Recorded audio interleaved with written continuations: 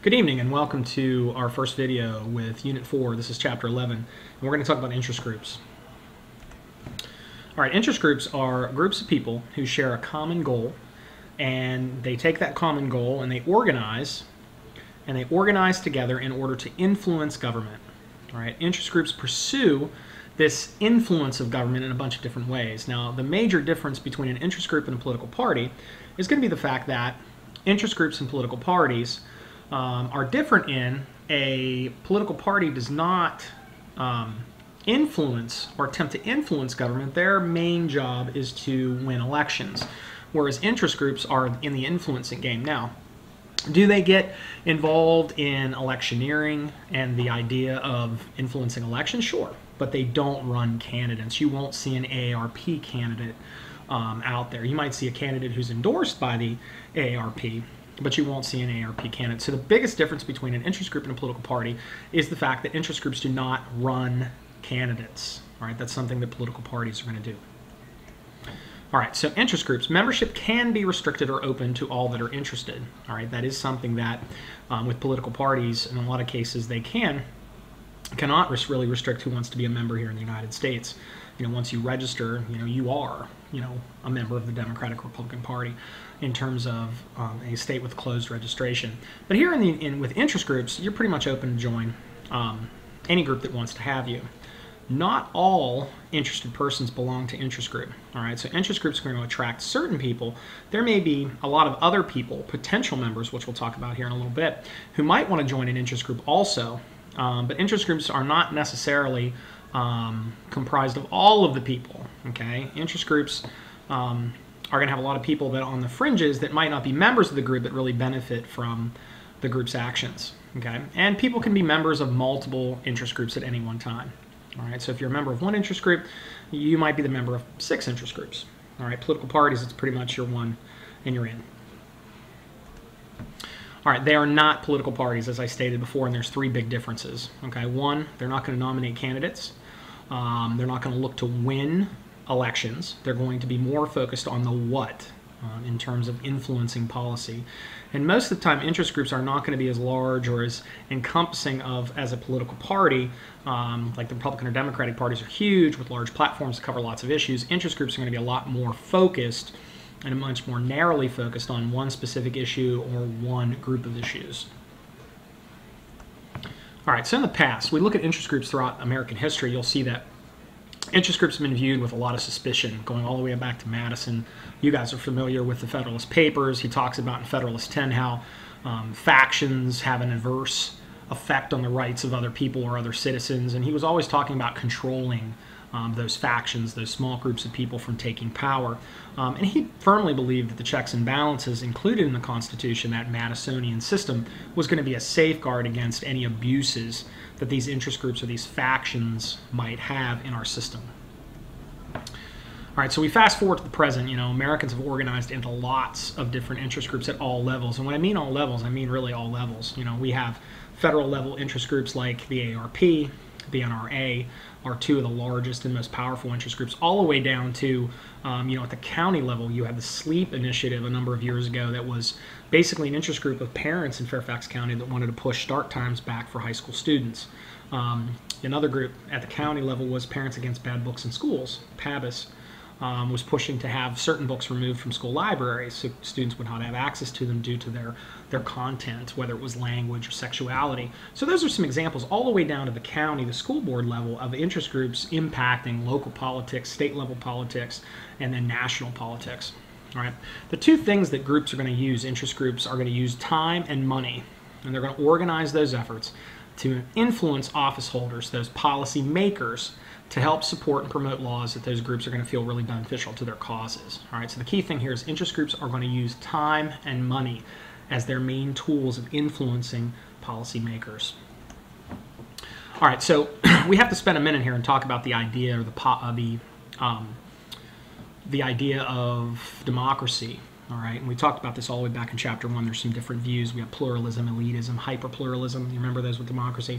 Those have a lot to do with the influence or interaction of groups. So we can apply them once again when we're talking about interest groups. So again, just some review here and a little focus on interest groups. Pluralism is the idea that there are a lot of groups that are pressing for government policy to compete and counterbalance.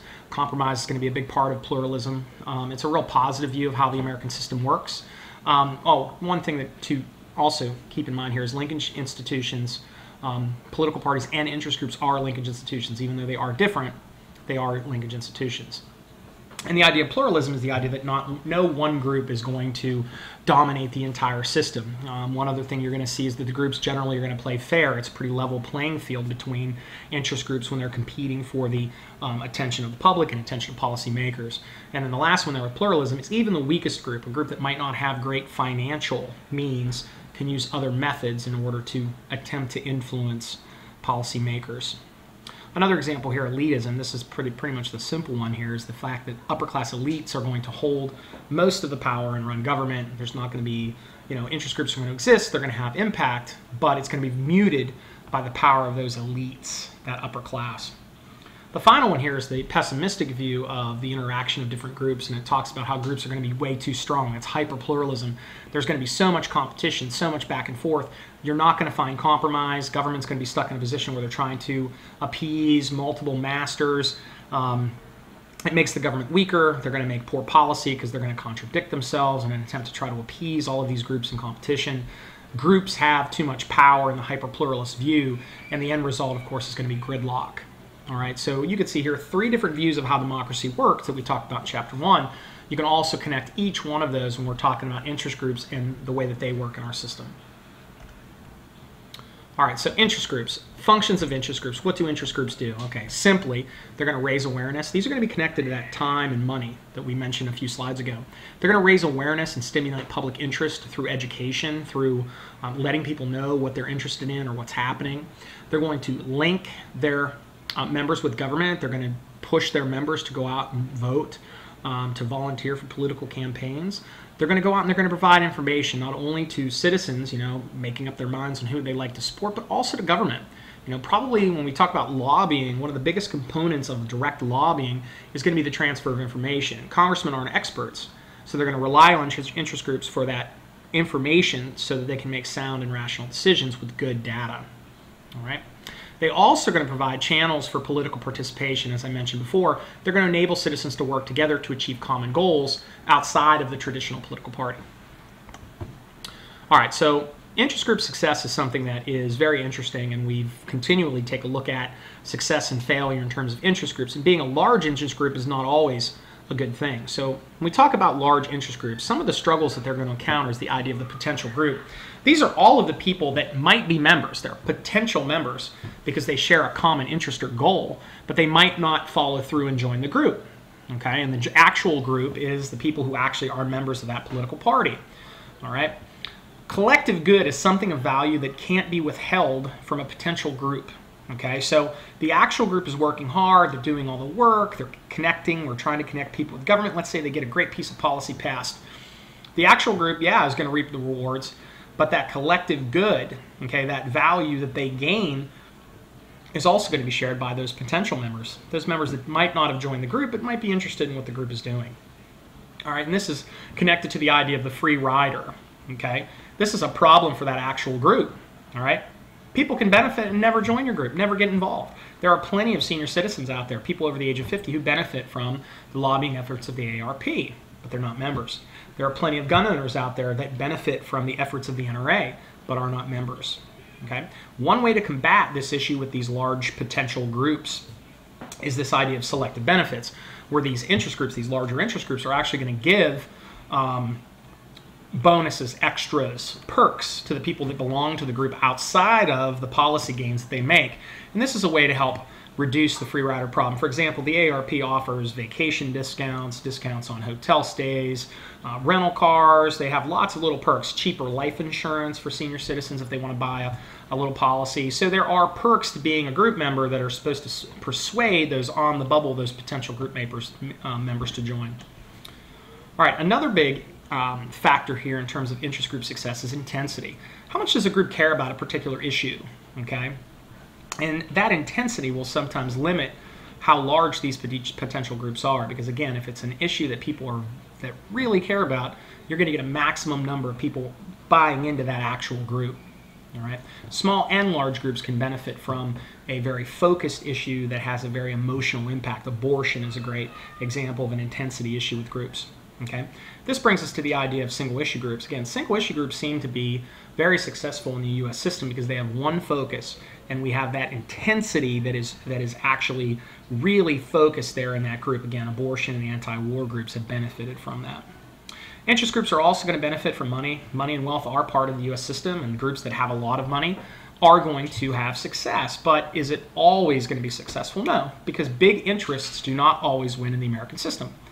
Again, there are some studies out there that try to put the connection between money and lobbying as a very weak connection, that having a bunch of money and using your lobbying efforts does not always result in that group getting what they want.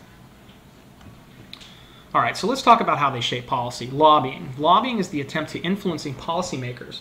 And the main way that we talk about lobbying today is that supplying of data. They're going to give those government officials, those congressmen, the information they need, information to back up maybe some legislation that they'd like to see passed. Okay? And again, they try to lay out why their case is more deserving of another's case. And that 6 per there on the slide is the fact that for every single congressman on Capitol Hill, when Obamacare was going through its process of passage, there were 6 different lobbyists for each and every congressman on Capitol Hill. All right, so you can see that a lot of groups, both for and against Obamacare, were lobbying. They were putting out data. They were trying to influence and convince staff members that it was good, that it was bad, and here's the hard data why. All right.